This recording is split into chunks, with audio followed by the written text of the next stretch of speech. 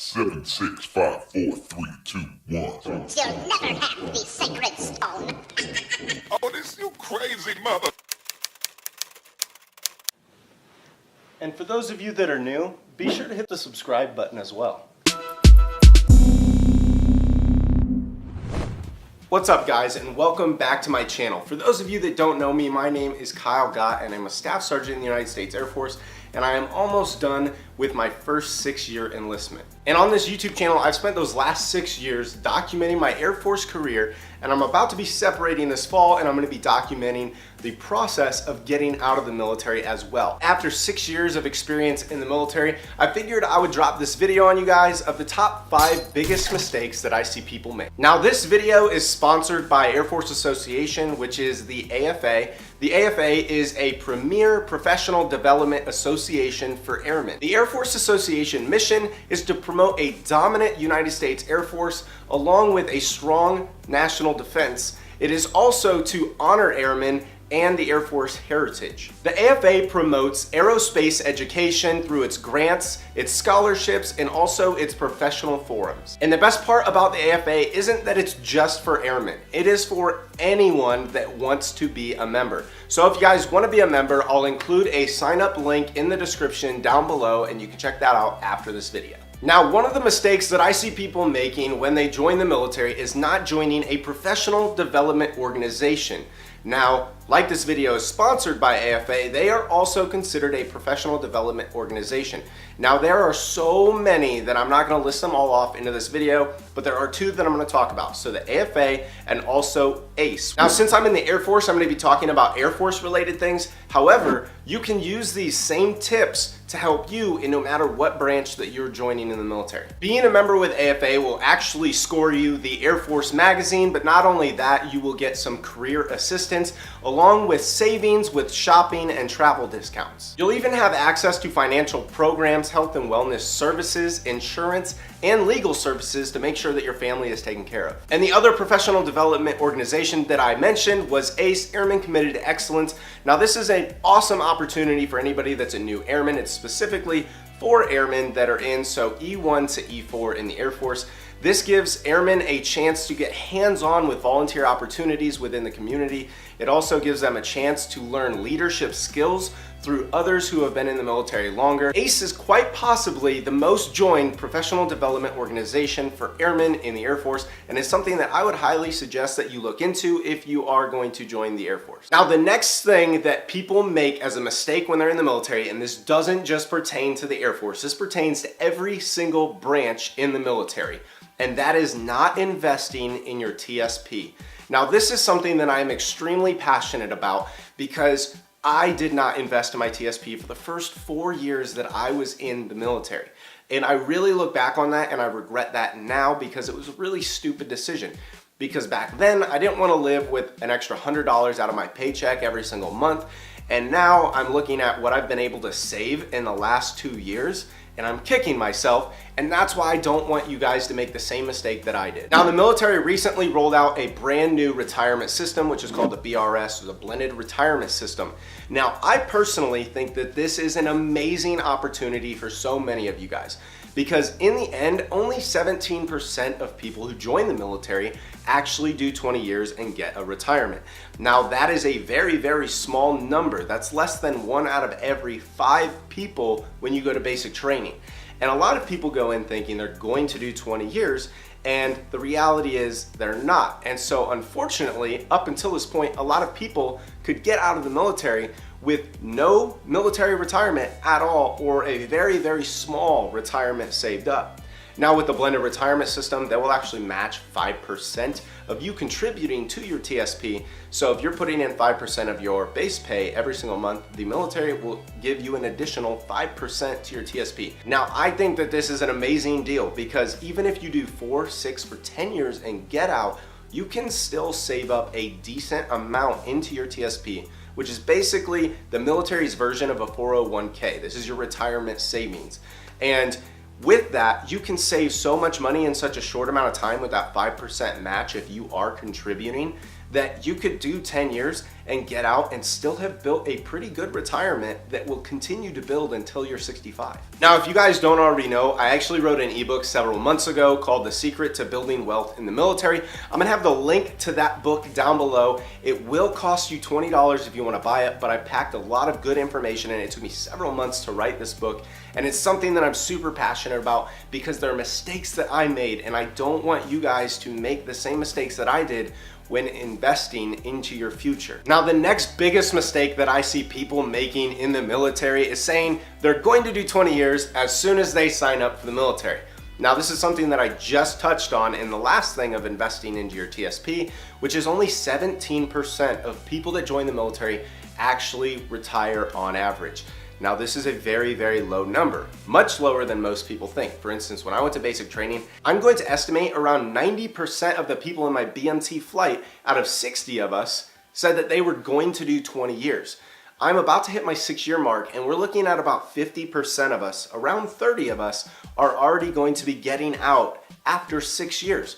We still have 14 years left till we do 20, and that number from basic training, 90%, is now down to 50%. So as you can see, as your time goes on in the military, a lot of people will change their mind from the very beginning, and this can be kind of disheartening because you almost plan your life based off of, I'm gonna do 20 years, this is my plan.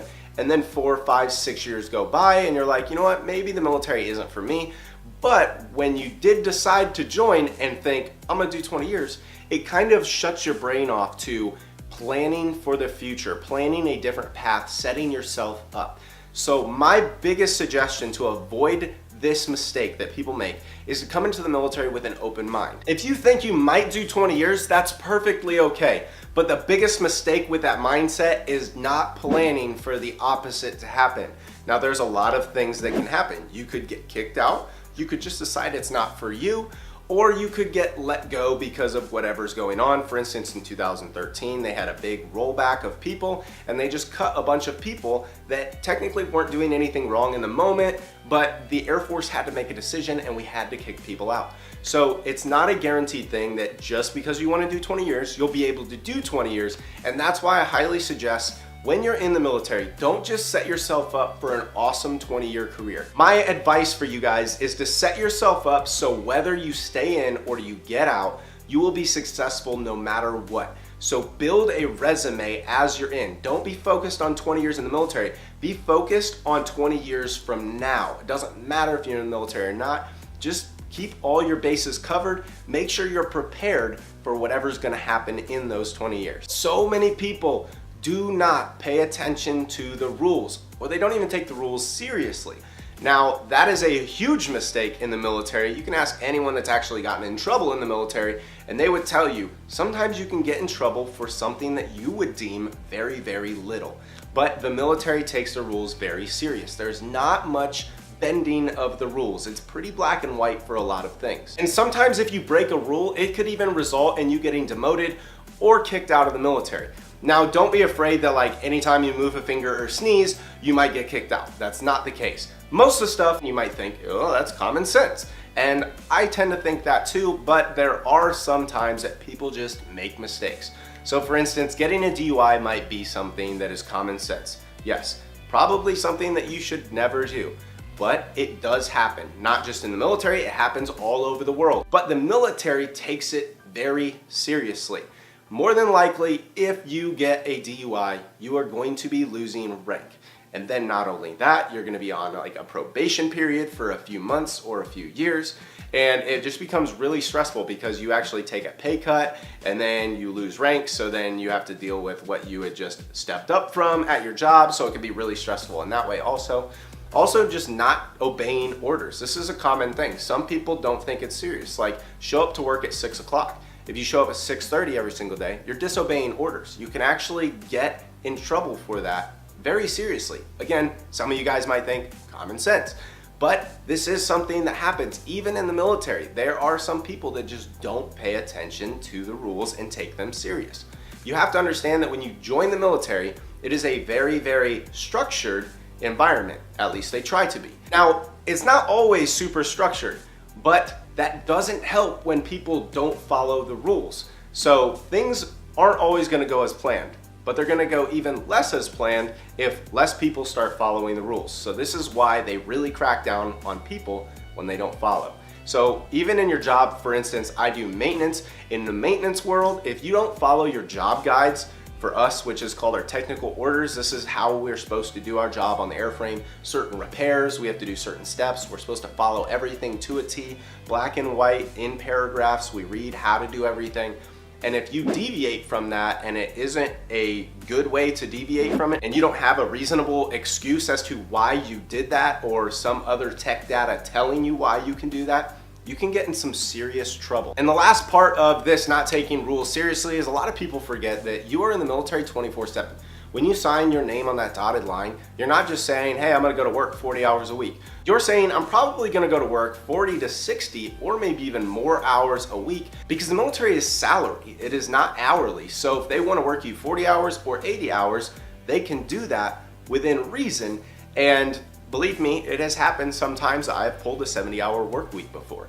Was it fun? No. Did I have a choice? No. Because that is what I signed up to do. So there's been several times that I've actually got called in on the weekends. Do I want to go into work on my weekends? Not at all. But that's what I signed up for. I am in the military 24/7. When they call me and I am needed, I am going to go in. Doesn't matter if I'm out to dinner with my family. It doesn't matter what is going on.